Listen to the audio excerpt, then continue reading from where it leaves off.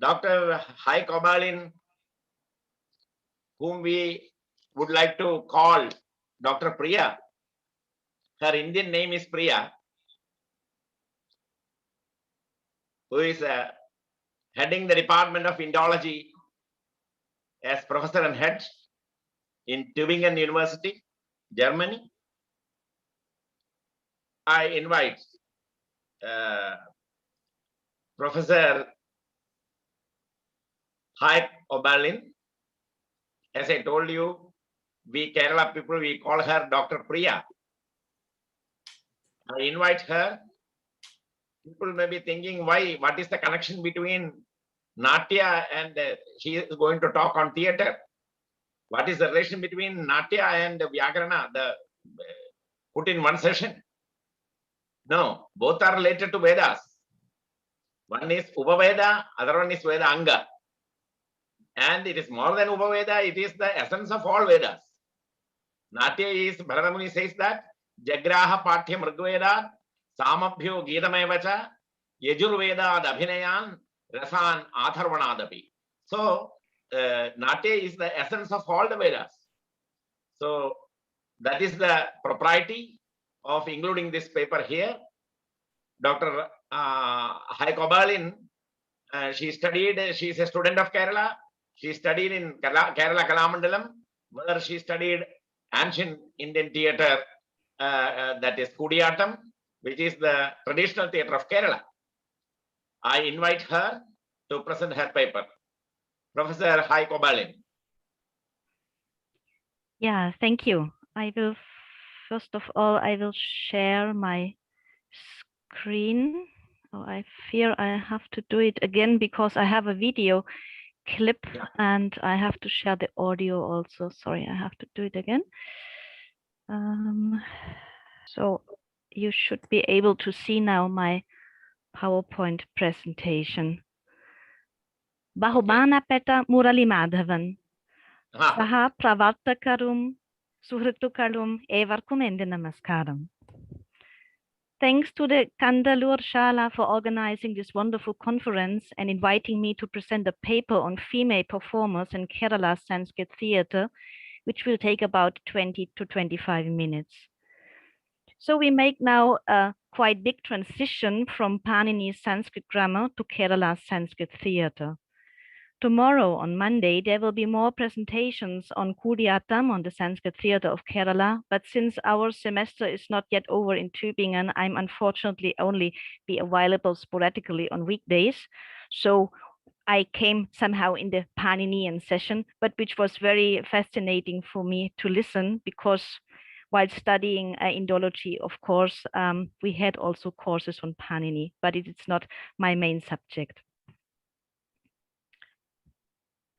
A short introduction will lead us to the oldest sources about female performers called Nannai, today Nangiyar in Kerala, the usage of the term Nangiyara Makute, finally the development concerning female roles and performers in Kūtiyattam in the past few decades, ending with a brief outlook.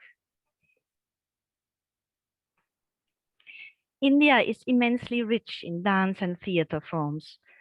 Dance in India was traditionally more of a range of women, while theatre and drama seem to have been mainly main domains. The ensembles of theatre companies traditionally exclusively consist of men who also enact female roles. Here just 3 examples, Yakshagana, Kathakali, or Ramlila. Kūtiyattam, India's sole surviving traditional Sanskrit theatre, is here an exception because women and men perform together on stage since centuries. Kūtiyattam is indigenous to the southwest Indian state of Kerala and reflects this in many ways unique culture. Down to the 1950s, Kūtiyattam was, at least for the last few centuries, exclusively performed in prosperous Brahmanized temples as a ritually important theatre of the elite, Nambudari Brahmins and nobles, in specially constructed theatre halls, the Kutambalams. In these temple theatres, only actors from the Cākyar community and actresses and drummers from the Nangiyar caste were allowed to perform until a few decades ago. These communities belong to the group of the Ambalavasi, temple dwellers. They are high in status and small in number. In Kūtiyattam, with the exception of the demoness Shurpanaka, Cākyars enact the male roles and Nangiyars portray the female characters since centuries. Nowadays, performers come from all stratas of the society. What do we know about the past and development of Kūtiyattam, especially the history of these actresses?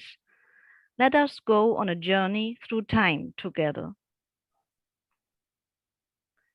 Going through the following inscriptions, we should be aware that Nannai means young woman in general and may have been used for other women than today's Kūtiyattam performing Nangiyar. Raghava Warrior and Rajan Gurukal, for example, list in Kerala Charitram the terms Nannai, Nangiyar, Nangachi, and Kūtachi, mentioned in inscriptions to denote women performing on stage. What they performed, we don't really know how it looked like. Let me very briefly introduce the most important ones of these inscriptions. In the area of today's Kerala, the oldest known inscription mentioning a performing Nangiyar is from Chokur, dated 898. It informs about the payment in form of paddy and land tenure of the Nangiyar of Chittarai. The inscription does not mention for what kind of service the payment was given. Today, we still find place names like Nangaparamba or Nangachikunnu close by the Chokur temple. In the years 900 and 978, we get the proof of a performing Nannai in Nedumburam twice. A copper plate of Tiruvalla, 11th-12th century, mentions a Nangiyar and a Nambiyar from Ilankunranadu together with the term Kūtachi. From the 11th century, we learn about handing over of rice to Nannai Mar at the Shiva temple near Cochin. An inscription of the Vyangyapurishvara temple at Tiruvengaswal mentions the payment of Erunada Nannai for performing Shantikuta. Today, there exists a Nangiyar family called Erdanada. In the 1990s, the sisters Tangam and Sarojini were both still performing Nangiyar Kuta in temples. It is possible that this family is identical with the Erunada family mentioned in the inscription. Only around 1100, we read for the first time about a Nannai and a Cākkai performing together. A stone inscription at the temple of Nallur contains the information of a joint Kutu performance of a Cākkai and the daughter of Tiruvemba Nannai. Thus, according to the inscriptions known to us, Nannai seem to have performed independent of Cākkai, Cākyars, some kind of Kutu in Kerala up to the 11th century. Always keeping in mind that these Nannai are not obligatorily identical with the modern Kūtiyattam performing Nangiyar. What about the Cākyar? The earliest mentioning of a Cākkai on stage is found in Shilapatikaram. Kuta Cākyar from Parayur performed a Kuta. We find many epigraphical evidences of performing Cākkai in the area of modern Tamil Nadu up to the 11th century. I just click through them as we concentrate here on the female performers.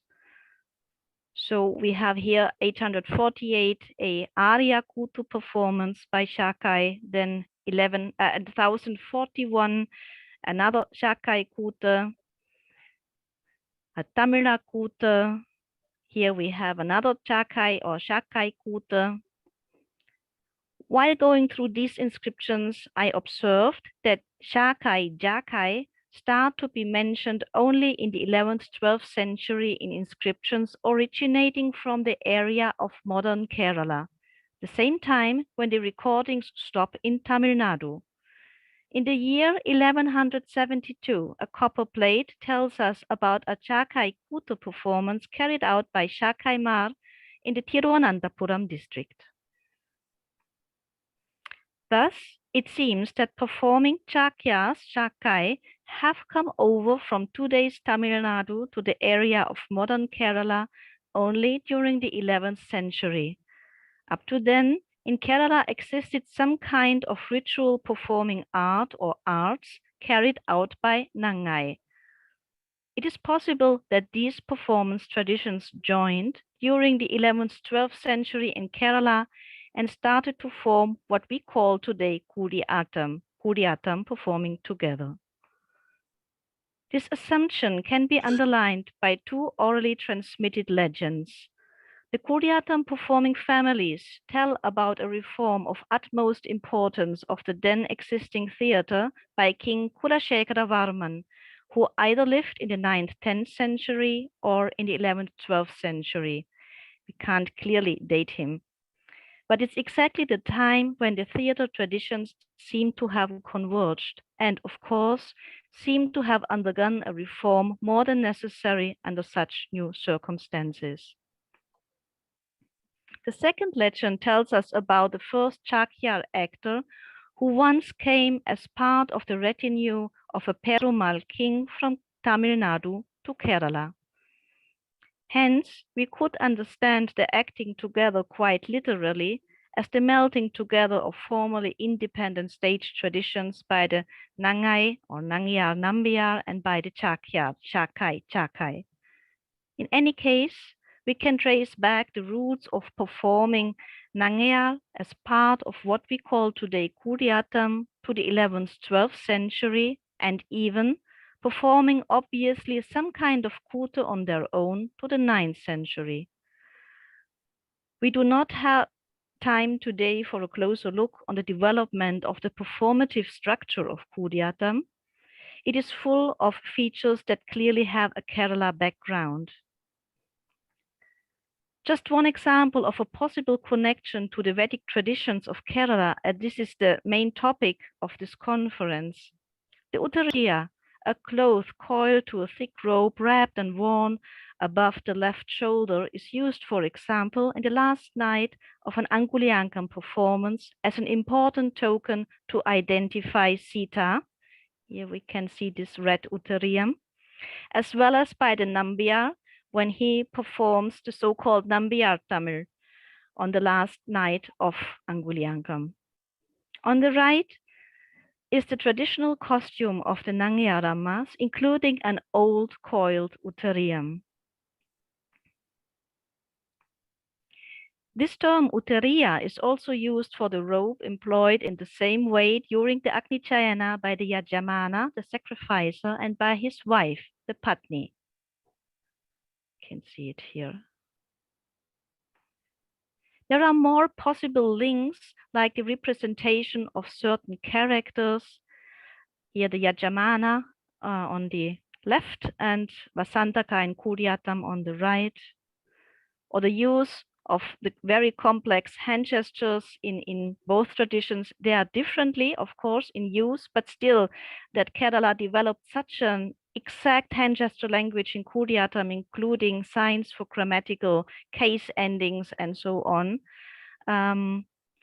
Another example is the very strange way to render text in Kūtiyattam, which resembles the Vedic recitation of the Nambudiri Brahmins. And there are more examples. There is a paper tomorrow actually on that. I try to come and listen to it. I'm very curious about that.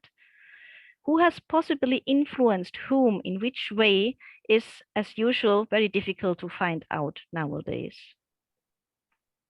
Coming back to the female performers in Kūtiyattam. What is Nangiyar Kūtu or Nangiyar Kūtu? In the 20th century, Nangiyar Kūtu is used to define the flashback, Nirvahanam, of the Chedi, a maidservant and confidant of the heroine, in the beginning of the second act of King Kulashekara Varman's play Subhadra Dhananjayam. Nangiyar is the community to which, until a few decades ago, all actresses of Kerala's Sanskrit theatre Kūtiyattam belonged to. Kūtiyattam stands in this context for an elaborate solo sequence. Flashbacks or retrospective views of single characters, male and female, are a common technique used in the Kūtiyattam complex. Here the character becomes a storyteller, performing often for many consecutive days as single actor or actress on stage. Such a flashback follows a fixed structure. Due to time restraints, I won't go into detail now. Also here, actually, I found out together with a colleague a possible resemblance to the Praishata in Veda. In Nangiyar, the character of the Chedi inserts in all detail the story of God Krishna. The actress performs more than 200 Nirvahanam shlokas and their interpretation. For several days, she has to portray on her own all the demons, gods, humans, and animals appearing in Krishna's story. This flashback was introduced most probably in the 16th, 17th century as part of the Krishna Bhakti movement in Kerala. According to its content, it is also called Shri Krishna Charitam. We have no earlier proof of such an elaborate flashback or enactment of the stories of Shri Krishna in Kūtiyattam. Neither the Kūtiyattam patronizing King Kulashekara, the author of the drama Subhadradhananjan, nor Vyangyavyakhya, a detailed commentary on the same, or Nadangusha, the hook of the actor, a detailed critique of Kūtiyattam from probably the 15th century, mentions Krishna Charitam or Nangiyar Kūta, or even a flashback of the character of the Chedi. The first publication of the stage manual was done in 1984 by P.K. Narayana Nambiyar, wherein he edited together several palm leaf manuscripts. Since then, several further editions as well as studies have appeared. Due to the support by Diane Doherty, a full consecutive performance of all verses was done between 1989 and 1995 in the Vadakunathan temple at Thrissur by Usha Nangiyar and her pupil Aparna Nangiyar. The latter keeps this performance alive today. In 1999, with Margi Sati's newly written Sri Rāma Charitam Nangiyaramma Kūta, the understanding of what Nangiyar Kūta is has become wider. Until then, it was limited to Sri Krishna Charitam. Here, the story of Sri Rama is inserted and narrated by Sita as her Nirvahanam in the third act of Bhava Bhuti's Uttara Rama Charitam.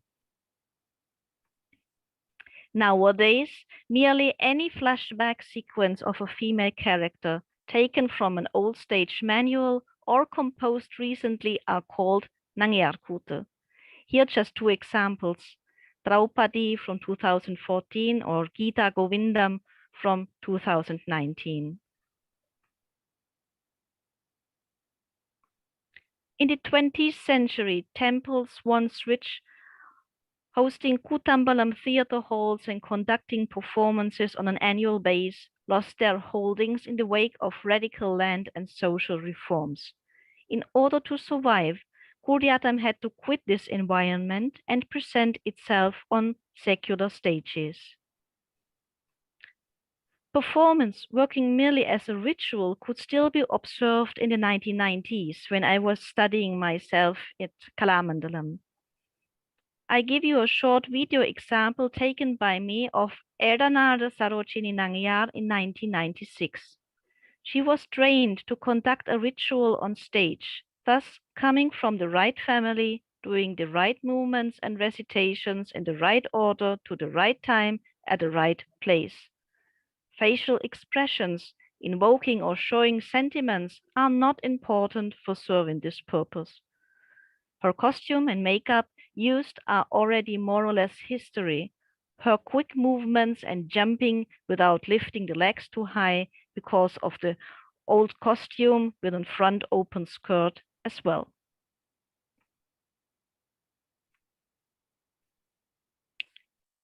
Just go a little bit forward. So it was taken in Angadipuram, in the temple of Angadipuram, and just because of the time, I go a little bit forward. Yeah.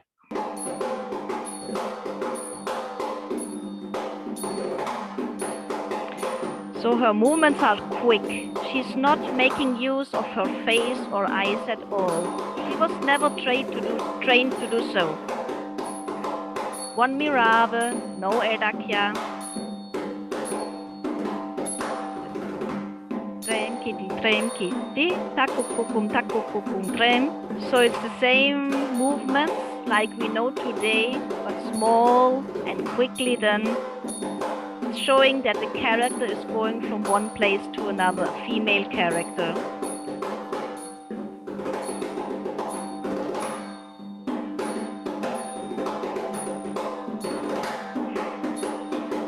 Now she's reciting.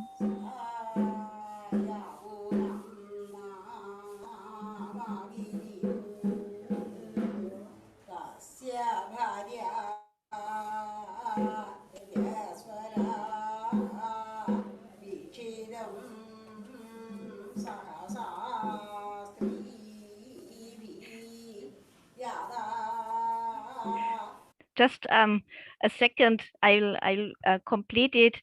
So she's translating while reciting word by word of the Sanskrit verse. It's a fourth shloka of Sri Krishna Charitam. She's translating it into Hanchester language, which also has signs for grammatical endings, like you have it in the Dravidian language, Malayalam. So these signs are added, agglutinated. And she's reciting herself. Usually this is done by the Nangiyar sitting at the stage side playing the cymbals. But as this Nangiyar, she is from the right family, but she is not trained to perform Kūtiyattam or Nangiyar Kūta. She does not know to recite the shloka. So she's doing it herself. It has to be recited by a Nangiyar. Then this is still okay in this ritualistic setup.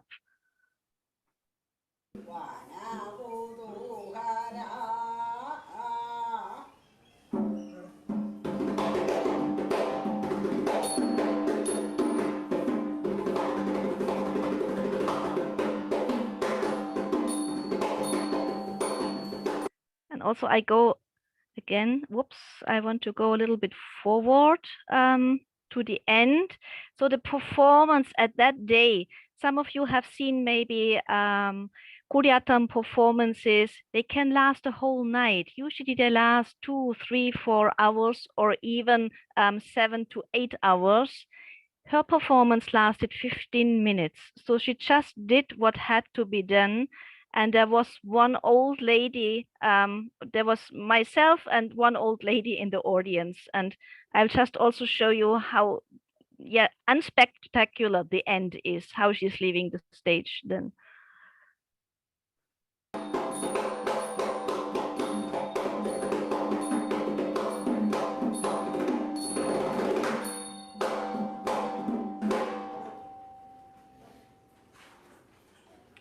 So, and yes, this was the audience. We have literally proofs like Natangusha that Kūtiyattam was not all the time performed in such a purely ritualistic way, but due to the changes in society, it was clearly in danger to get lost when staying in the closed setup of the temples in the mid of the 20th century. Sarojini Nangiyar had been awarded the Central Sangeet Natak Academy Award recently for her great services in keeping alive the Nangiyar Kūtu tradition. It was Painkulam Rāma Cākyar who dared to take the step outside of the temple premises in the beginning of the 1950s.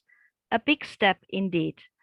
To make a long story short, in 1965, he became the head of the newly introduced Department of Kūtiyattam at the Dance and Theatre Academy, Kalamandalam. What again scandalized the traditionalists was his decision to accept students from other families than Cākyar and Nangiyar.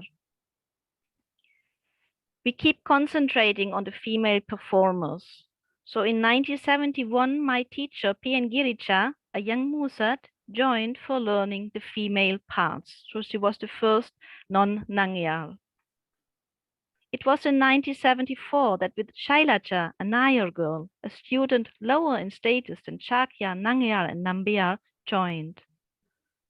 Nowadays, pupils from other castes, even foreigners like me or Tomoe Irino from Japan, are introduced into the theatrical art. In 1995, I did, as the first foreigner and trained by P.N. Girija, my stage debut at Kalamandalam. Tomoe's was just a few months later in Irnyalakuta. Since then, quite a few have followed. In 1970s, 80s, the makeup and costume were modernized with the help of Govinda Warrior. So we can see here the old costume and makeup and how it slowly came to what we know today as the Strivesham, typical Strivesham appearance in Kūtiyattam. It was also Kalamandalam Girija who performed in 1984 for the first time Nangiyar Kūta on a secular stage, being from another community than a Nangiyar and wearing the reformed costume and makeup. The newest trends open even male roles to actresses. In 1995, Kalamandalam Sophie portrayed as the first woman a male role on stage, Lakshmana. In 1998, P.N. Girija performed Sri Rāma in Mumbai. When it comes to a perspective of female characters and female performers on the Kūtiyattam stage, we have seen a great expansion in the last half century in the range of the women performing and the plays being presented. Obviously, more girls and women are trained nowadays, and they are creating, besides the rather short traditional women's roles and the Sri Krishna Charitam Nangiyar Kūta, a larger repertoire and thus more and more opportunities on stage for themselves. Let me end with a brief outlook. Traditionally, not all characters appear on the Kūtiyattam stage. One of them is Sita. Here you have to imagine her sitting on Rama's lap. He's holding her in his arm. Nowadays, Sita is appearing in most performances, portrayed by a female actress. New plays are open up scope for new female characters and their actresses. Also with the costume is experimented. Here just 3 examples of many. At the same time, old, nearly forgotten, highly ritualized traditions like Dashamam Kūta are kept alive. Here we can even see a revival of old makeup and costume patterns.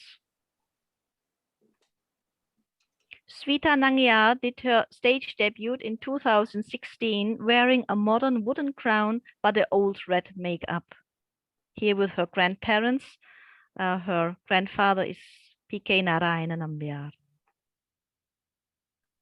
Today, a constantly growing number of female performers from diverse backgrounds try out different paths on the Kūtiyattam stage, adding new plays and characters, writing new Nirvahanam flashbacks, performing on secular stages worldwide, as well as in the temple.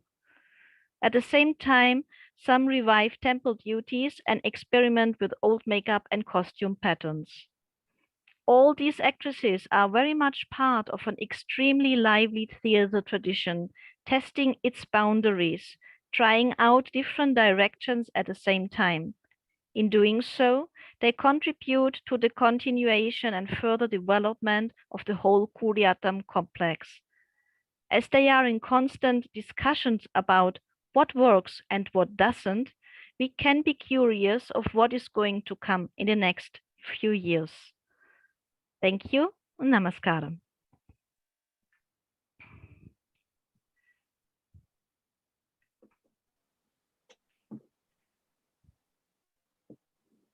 Thank you, Dr. HEIKE OBERLIN. It is a wonderful presentation.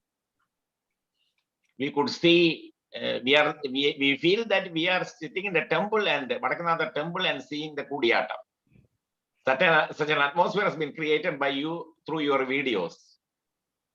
You have given a complete picture of Kūtiyattam. It's slightly touched its history, and also explained the social and religious aspects of Kūtiyattam and the way of performing, and its relation with the Vedic rituals and other religious rituals. It is a wonderful performance. If it was your session was tomorrow, it would have more better, because we have great Kūtiyattam organizers will be there tomorrow. Yeah, I've seen it in the performance. I have seen it in the program. I'm sorry, but yes, tomorrow is so full than my day. Okay. Anyway, if time permits, you can join tomorrow and see and have your opinion and other discussion. Also, you can participate. Anyway, she has presented the female performers in Kūtiyattam, a historical overview. And why there is a saying in Sanskrit that Madhurena Samapayet. Any program, it should end in sweetness. So this is theater aesthetics is being presented here by a great performer of Kūtiyattam from Germany, our HEIKE OBERLIN.